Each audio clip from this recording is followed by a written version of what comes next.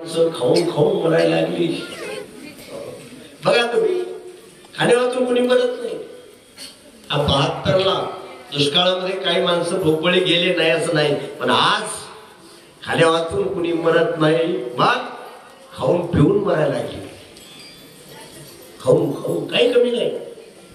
आज परिस्थिती ठीक आहे पण मनस्थिती ठीक नाही।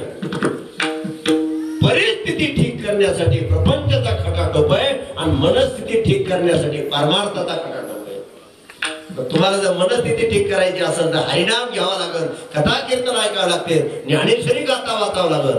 विठाला उठाला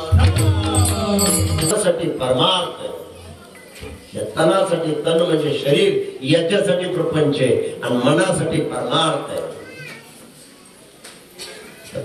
शरीराचा खुराक आहे अन्न पाणी दूध भाजीपाला फळ, हा या शरीराचा खुराक आहे। पण मनाचा काय खुराक आहे तर मनाला खुराक दिला पाहिजे आणि मनाचा खुराक आहे साधू संतांचा विचार।